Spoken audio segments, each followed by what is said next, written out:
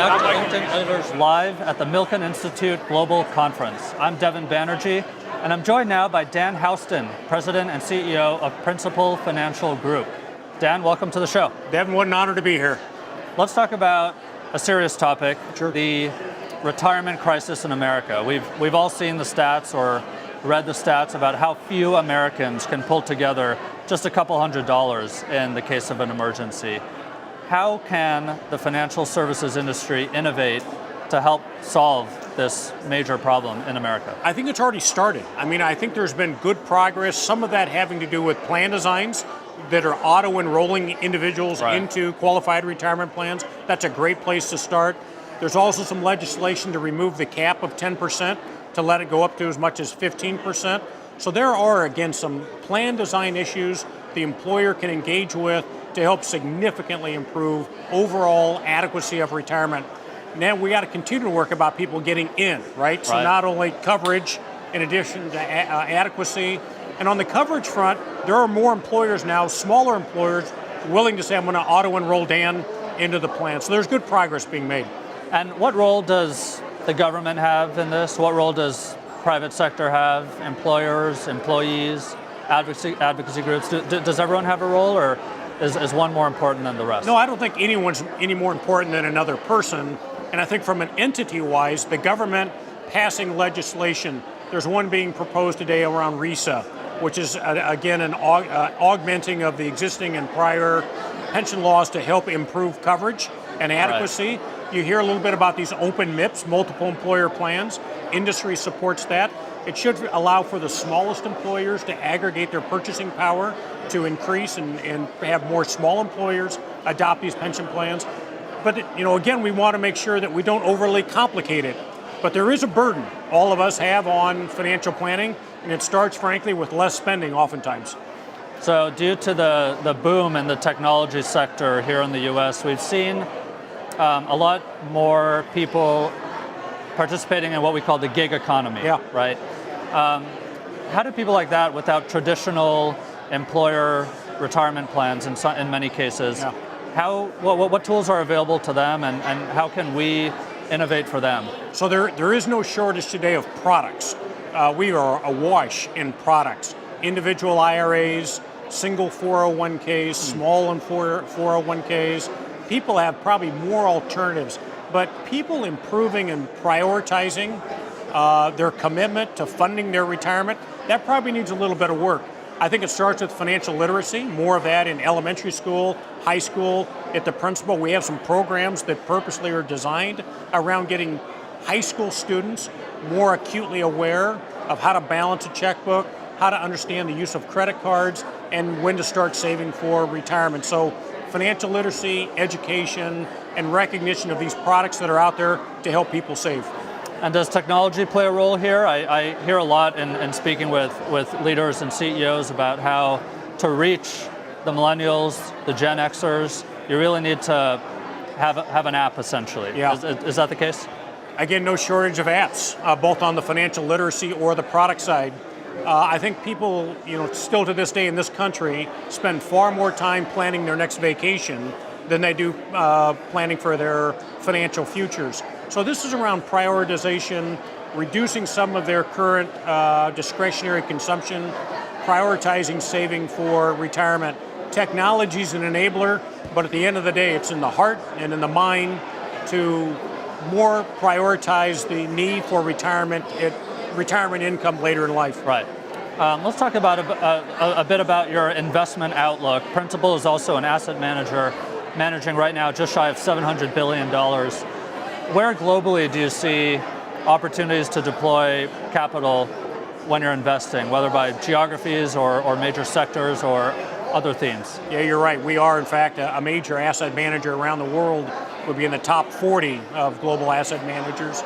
And it's like so many people, there isn't a silver bullet, there isn't one right answer, because every one of us has some unique interest, right? How close are we to retirement? Maybe we're a millennial just starting off. So a diversified investment portfolio, from my perspective, our perspective, is the best place to be. Asset prices around the world all feel a little bit expensive. I don't know that there's a area that's trading at a discount today.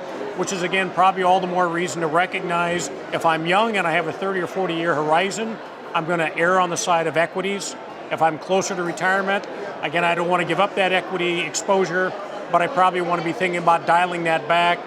Real estate, commercial real estate still also plays a very important role for asset allocation, given its attributes of having current income and price appreciation. So again, I don't think there's any one item, but a good target date, target risk fund for a lot of individuals is still the best bet.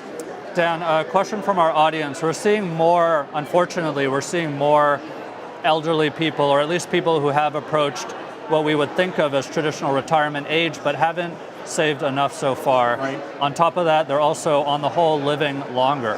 What tools are available to people at that stage of life who have not saved enough? Well, the first thing I'd say is it's never too late. If I'm 62, I'm 65, I'm 70, not too late to reduce my consumption, find ways to enhance my budget so I can set more money aside. You're right. It's generally for a lot of more seniors, it's the cost of healthcare. Right. God forbid if someone in the house gets sick and they really have some significant bills. So we have to be prepared for that. Again, I think it has a lot to do with reducing consumption. And although you don't want to make this too dramatic, there may be individuals that should sell their homes, move into something much more smaller, monetize the value that's been accumulated, and then make sure and hold on to that and make sure that they can use that for income later in life. Yeah, interesting. Another question from our audience, how's the low interest rate environment affecting retirement planning?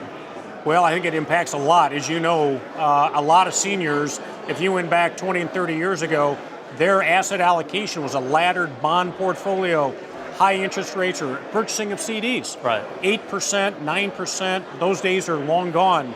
So even the seniors are having to structure their portfolios to have perhaps more high yield or some other alternative to a traditional fixed income. When they do that, they just need to be thinking about the risk that they're taking on when they do that, which again, all the same reason, don't wait till that late point in life to start saving. Start today when you're just entering the workforce or you're able to set additional money aside for retirement. Right.